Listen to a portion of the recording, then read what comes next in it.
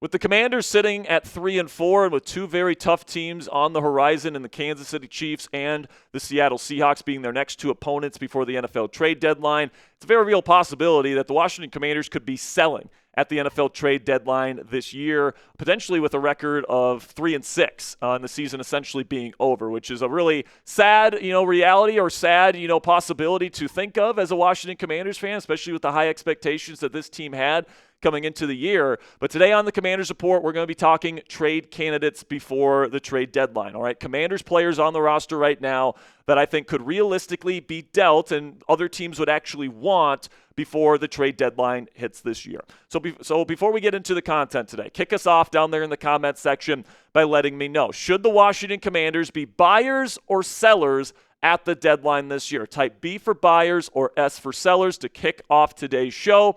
And with that here, I want to start here with this thought right here that I really doubt that the Washington Commanders are going to be buyers at the deadline, guys. All right, not only because I think that they'll probably end up losing the next two games versus the Chiefs and Seahawks, respectively, especially if Jaden Daniels can't play, and especially if this team continues to bang their head against the wall when it comes to veteran players on defense like Marshawn Lattimore and Bobby Wagner, two guys that are clearly liabilities for this team, yet this coaching staff just seems super dedicated to and locked in on.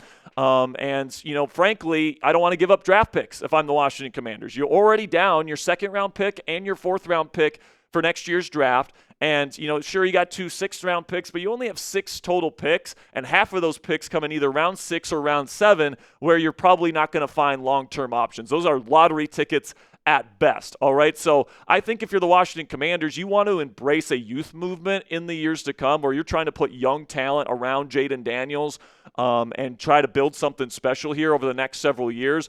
I think in order to do that, something that could help with that is that you could sell at the trade deadline to get more picks. Now, hey, if the Commanders turn it around and they can get a win versus either, the Chiefs or the Seahawks, and they can prove they can hang with the big boys in the National Football League this year, all right, maybe you think about standing pat at least, or maybe even, trading a 6th or a 7th round pick for a veteran that can help you out. You can think about that. But with the current trajectory of the team, I would say right now perhaps the more smarter move would be to trade away a player in order to get more draft capital so you can get more young players and young talent around Jaden Daniels in the years to come. Now, the 3 guys on the roster that the Commanders probably can't trade off, but I think they probably should try, are Marshawn Lattimore, Bobby Wagner, and Brandon Coleman. All right? These are 3 players that, the Commanders have straight up given up on Brandon Coleman at this point. He's been a quote-unquote healthy scratch for many weeks on end here.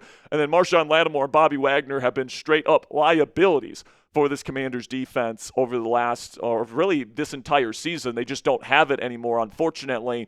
And, realistically, I don't see anyone trading for those guys. Maybe there's a team that really likes Brandon Coleman's talent and would trade a 7th-round pick for him or something like that. But I think you'd be pretty lucky to find a sucker that would be wanting Marshawn Lattimore, Bobby Wagner, or Brandon Coleman at this point in time. So even though I would love for Adam Peters to unload those guys, I think they're probably more closer to cut candidates than they are trade candidates at this point in time. And honestly, I would consider doing that, even though, Bobby Wagner is your green dot. He's one of the leaders in the locker room, all that stuff. He's just unplayable. He just is, guys. And good offensive coordinators know this. They run off-tackle runs because they know Bobby Wagner isn't fast enough to catch up on the edge.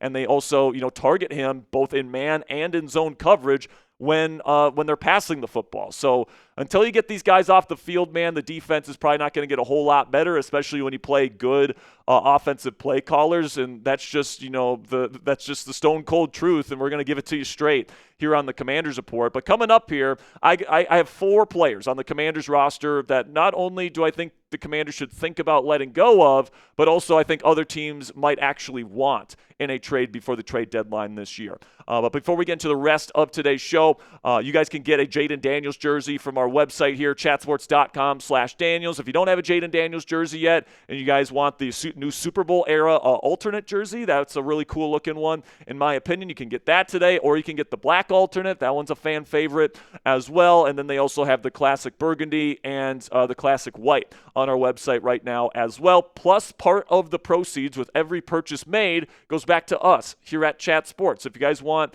to help us out and you want to get a Jaden Daniels jersey today, you can kill two birds with one stone by using our link, chatsports.com/Daniels. That link is in the comments and description of today's show. You click that link, you make a purchase, and we get part of the proceeds, and you get a Jaden Daniels jersey. So really do appreciate all of your guys' support in that regard. And now let's get into our trade candidates, and we'll start with Daron Payne. And I know, guys, I can hear you in the he's been awesome this year, and he's one of our best defensive players, all this different stuff. But that's part of the reason why it makes sense to let him go at this point in time, all right? Daron Payne has been awesome on film for the Washington Commanders this year. He's really having a career renaissance after, the last couple of seasons, ever since he got paid, frankly. He hasn't really been up to snuff. But this year, he's, outside of maybe Dorrance Armstrong, he's probably been the best defensive player for the Washington Commanders this year. Honestly, you could make an argument his price hasn't been this high in many seasons at this point in terms of what the Commanders could get for him in a trade. Now, Payne still has another year left on his deal, so maybe the Commanders feel like he can help this team win not only this year, but next year when they make another push with Jaden Daniels. But, could Washington think about selling him for the right price? If they can get a good draft pick for him, is it possible that they could unload him for, let's say a day 2 draft pick? I think that would be something that the Commanders would at least have to think about. And there are teams out there, like the Kansas City Chiefs, for example, that might be looking for defensive tackle help before the NFL trade deadline this year. Another reason why the Commanders might think about this is that it would give them an opportunity to move Jerzon Newton, their second-round pick last year out of Illinois, into a full-time starting position to see if he's got what it takes to be a long-term starter for this Commanders defense moving forward. Daron Payne is a little bit older, and his contract, he might be wanting a new contract extension next offseason. If the Commanders don't want to have to pay another going to be 30-plus-year-old player here coming up soon, a massive contract, it's possible that maybe they just want to move on from Daron Payne. And if you can get a second or third round pick for him right now, because he is playing very well, and you get an opportunity to play somebody that you just drafted with a high draft pick alongside Javon Kinlaw, who's played pretty darn well this year, I think that this is something that would make sense for the Washington Commanders. Now, I have to be very clear here. I'm not trading Daron Payne for nothing, all right? I'm not shopping him. I need to get a really good offer for him at this point because he is playing very well, and he can help this team over the next 2 years if the Commanders keep him around. So I need a good draft pick in return, at least a third-round pick to even consider moving him. But if someone calls me up and offers me that, I have to at least think about it at this point. Another guy that the Commanders can consider moving is Deebo Samuel. And right now, the Commanders have a lot of kind of older veterans on the team on one-year contracts, and Deebo's certainly one of them. There's a reason why this team didn't give Deebo a new contract when they traded for him this offseason, and that reason was they didn't want to, extend him long-term and commit to him. And with this team potentially looking towards a youth movement, which is what I hope they do heading into next offseason, I don't know if it makes sense to pay Deebo Samuel another relatively large contract when he's going to be 30 years old, right? When he's already, in that kind of range of when receivers kind of, dip in production and dip in athleticism. And some people have already said that Deebo's already started that process, right? So if the season is lost this year and you don't think you're going to win, it could make sense to unload him for a decent draft pick. And if you can get your return on investment on him, where you spent a fifth-round pick on him, if you could get a fifth-round pick back in exchange for Deebo Samuel, I would take that in a heartbeat. Now, I want to see what the Commanders do over the next few weeks. Like, they probably have to lose the next 2 games and be 3-6, and the season is essentially over for me to consider this, because Deebo can help this team win. If they can turn things around over the next couple of weeks and they can prove that they can hang with the big boys and Deebo plays well, it's like, all right, then we can keep Deebo the rest of the year and then adjust at the end of the season and make a decision. But if the season's over, if you're sitting at 3-6 at the deadline and someone offers me a 5th-round pick, I'm probably unloading Deebo Samuel. So subscribe for free today, guys, because we give you guys free and daily entertaining Commanders videos just like today's video. Also, if the Commanders do make a trade, we'll have breaking news coverage on this channel. Help us get to 50,000 subscribers, guys. We have weekly live shows, weekly watch parties for every single Commanders game. We put out a video every single day breaking down the latest surrounding the Washington Commanders, and you get all that content 100% free. So if you want to join the largest individually run Commanders news program anywhere on YouTube, that's us here at the Commanders Report, so click that subscribe button today. Another guy that I think could be traded away before the deadline here is Andrew Wylie, kind of a rotational kind of swing player on the offensive line for the Washington Commanders. Wylie can play right tackle, he can play right guard, and he's played at both of those spots quite a bit as a starter throughout his NFL career, including this year where he played pretty well as a starting guard for this Washington Commanders team while Sam Cosmi was still getting back from his injury.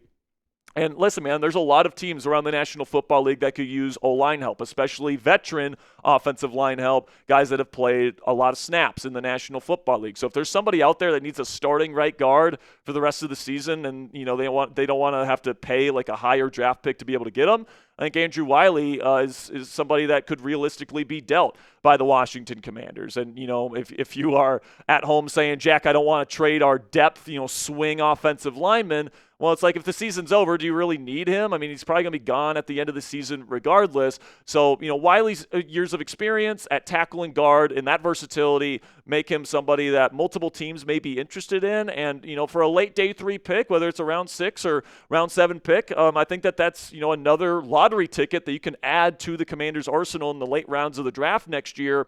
That would make sense for this football team. So that's where I'm at with Andrew Wylie. I think that, there's teams out there that could use a guy like Wylie out there, a 1-year rental for maybe if they have an injury at a very key position on their offensive line. He can come in and he can, be a Band-Aid for that team.